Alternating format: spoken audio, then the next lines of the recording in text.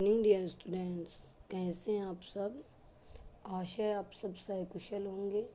संस्कृत की online class में आज अपना टॉपिक रहेगा अव्यय। ठीक है, तो अव्यय वैसे आप बहुत पहले से परिचित हैं अव्यय, फिर भी अपन इसका एक बार विस्तार से विवरण कर लेते हैं कि अव्यय क्या होते हैं। क्योंकि आप जानते होंगे फिफ्थ सिक्स में बहुत अच्छे से आप इससे वाकिफ़ होंगे, परिचित होंगे कि अव्यय क्या होते हैं। तो मोटे तौर पे आप एक बार मुझे बताएं, माइंड करें कि पहले आपको कितना पता है अव्यय के बारे में, कि अव्यय क्या होते हैं।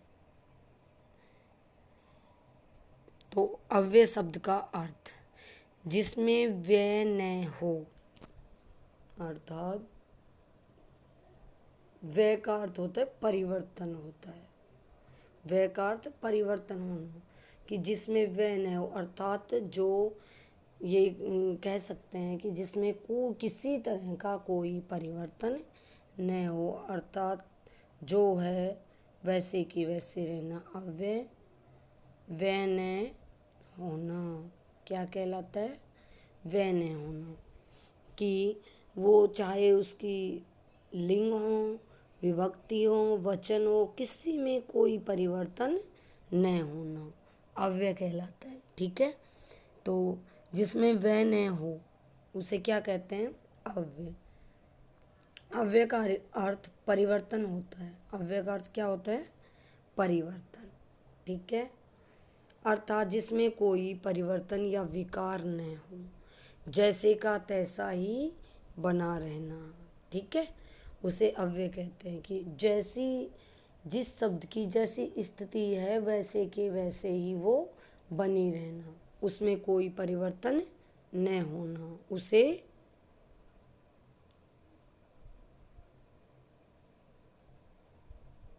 अव्यय कहते हैं। ठीक है, अब देखिए, व्याकरण में अव्यय उन शब्दों को कहते हैं जिनके रूप तीनों लिंगों, सभी विभक्तियों और वचनों में समान रहते हैं। अर्थात व्याकरण में अव्यय किसे कहते हैं भाई? जिनके रूप तीनों लिंगों में, सभी विभक्तियों में और वचनों में समान रहते हैं। जैसा कि कहा भी गया है, क्या? सदृश्यम त्रिषु लिंगेषु सर्वासु च विभक्तिषु वचनेषु च सर्वेषु अन्वियतेषु तद्वयम्। बहुत अच्छी बात की है कि सदृश्य त्रिषु, कि हर स्थिति में तीनों लिंगों में, सर्वासु च विभक्तिषु और सभी विभक्तियों में, वचनेषु सभी वचनों में, कि जो अपने संस्कृत में कितने वचन होते हैं? मैंने पहले जब अपना धातु का टॉपिक चला था तब बताया था 3। ठीक है, सर्वेषु नैवेति, अर्थात किसी में कोई भी व्यय अर्थात परिवर्तन न होना, तद्व्यय, उनमें कोई व्यय न होना, वो क्या कहलाता है? अव्यय कहलाता है। तत् अव्ययम, वही क्या है? अव्यय। अर्थात तीनों लिंगों में, सभी विभक्तियों में और वचनों में, तीनों वचनों में समान शब्द रहे, अर्थात जैसे का तैसे रहे, उन्हें अव्यय कहते हैं। ठीक है, अव्यय निम्नलिखित 4 होते हैं। अव्यय के निम्नलिखित 4 भेद होते हैं।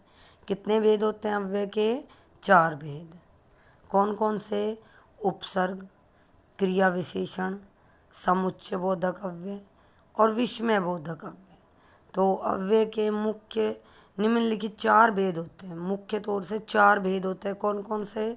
उपसर्ग जो अपन ने पहले पढ़ लिया, उनमें आए थे ना उपसर्ग, कि उनमें कोई परिवर्तन न होना, आए थे कई, जिनकी तीनों विभक्तियों में या तीनों वचनों में किसी तरह का कोई परिवर्तन नहीं हुआ, कई आए थे उपसर्ग जो अपन ने पहले पढ़ लिया था। ठीक है, क्रिया विशेषण। क्रिया विशेषण जो शब्द क्रिया की विशेषता प्रकट करते हैं, अर्थात कोई भी क्रिया हो रही है उसकी विशेषता प्रकट करना, कि वो क्रिया कैसी हो रही है, धीरे हो रही है, तेज़ हो रही है, जल्दी हो रही है, अब हो रही है, कब हो रही है, यहाँ हो रही है, वहाँ हो रही है। ये जो सब ये क्रिया की विशेषता ही तो हैं। भाई क्रिया की विशेषता किसे कहेंगे? जो शब्द क्रिया की विशेषता प्रकट करते हो उसे क्रिया विशेषण कहते हैं। तो ये सब क्रिया की विशेषता ही है कि कब हो रही है, आज हो रही है, या ज़्यादा हुआ, या कल हो रही है, बहुत थोड़ा हुआ, सब जगह हुआ, यहाँ हुआ, धीरे हुई, ये सब क्या है? क्रिया की विशेषता ही है। तो जैसे जो शब्द क्रिया की विशेषता प्रकट करते हैं उन्हें क्रिया विशेषण कहते हैं। ओके, जैसे अत्र, तत्र, यत्र, बहुत, बहुत्र, सर्वत्र, स्व, स्व का अर्थ होता है कल, है जो जानने वाला कल, अन्वेद्यु, तदानीम, तदानीम, इदानीम, बहुधा, एकदा आदि। ठीक है। इसके बाद देखिए नंबर 3 पे समुच्चय बोधक अव्यय। समुच्चय बोधक अव्यय आपका पढ़ा हुआ है खूब। जो सब दो शब्दों, देखिए दो शब्दों, वाक्यों अथवा वाक्यांशों को जोड़ते हैं। बहुत इजी है कि दो शब्द हो सकते हैं, वाक्य भी हो सकते हैं, अथवा वाक्यांशों को जोड़ते हैं, उन्हें समुच्चय बोधक अव्यय कहते हैं। ठीक है। जैसे मैं बोलूँ कि राम सीता च, अब देखो जो च का अर्थ क्या होता है? और, यही होता है ना। तो राम सीता च मैंने बोला, तो ये च हो गया, ये क्या है? समुच्चय बोधक, दोनों को जोड़ने का काम कर रहा है ना। राम और सीता दोनों को जोड़ रहा है, तो ये च क्या कहलाएगा? समुच्चय बोधक अव्यय। ठीक है। जैसे यथा, तथा, किंतु, परंतु, च, तू, चेत, अथवा, परंच, यदि, तावद, यावद, तदा, यदा, अत्र, यत्र। ठीक है। ये सब क्या कहलाते हैं? समुच्चय बोधक अव्यय। ठीक है। इसके बाद देखिए विस्मय बोधक अव्यय। विस्मय बोधक अव्यय में देख लेते हैं हम। वाक्य में इन अव्ययों का प्रयोग करने पर कर्ता, क्रिया अथवा कर्म से कोई संबंध नहीं होता।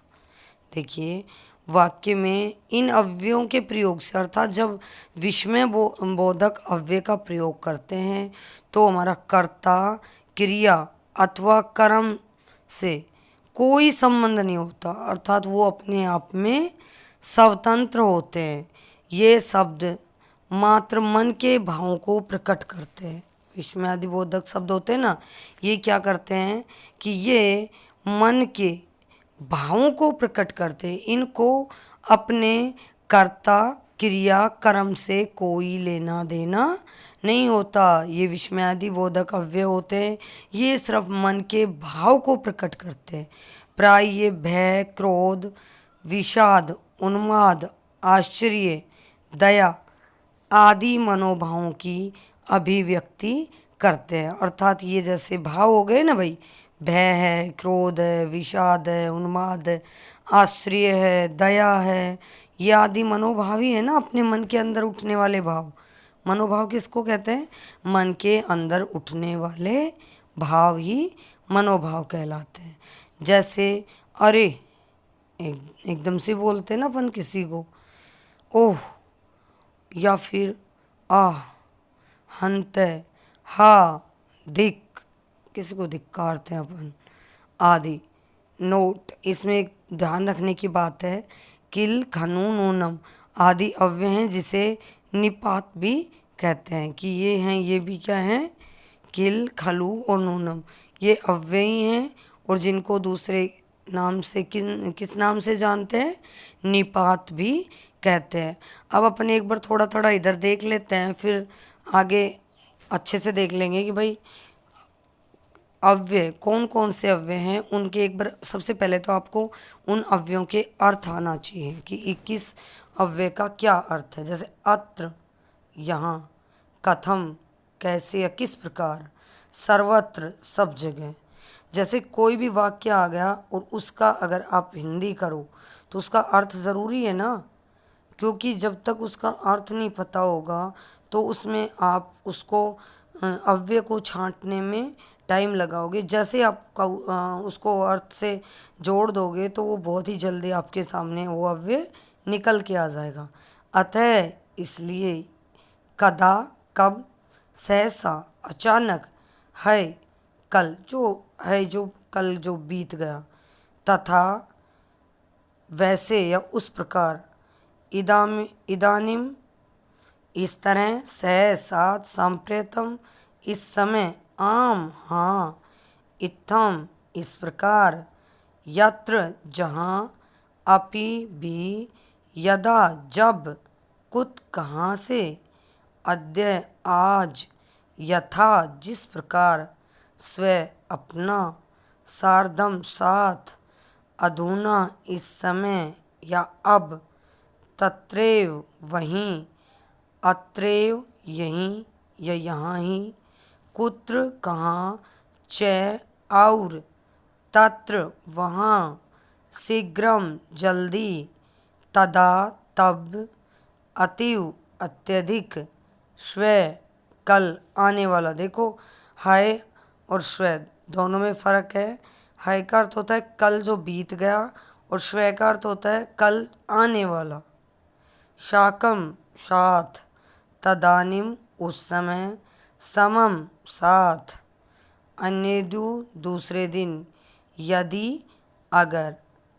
ठीक है, तो आप इनके ये जो मैंने 15-20 अव्यय और उसके अर्थ बताए हैं, इनको थोड़ा खुद बार बार पढ़ के देखना। ठीक है, और ये भी देखना अव्यय के मुख्य भेद कौन कौन से हैं, और इनकी क्रिया विशेषण किसे कहते हैं, समुच्चय बोधक किसे कहते हैं, विस्मयादि बोधक किसे कहते हैं, और ये मोस्ट जो अव्यय हैं इनके अर्थ भी। ठीक है, नेक्स्ट अपन फिर मिलते हैं अगले वीडियो में। तब तक के लिए थैंक यू, टेक केयर।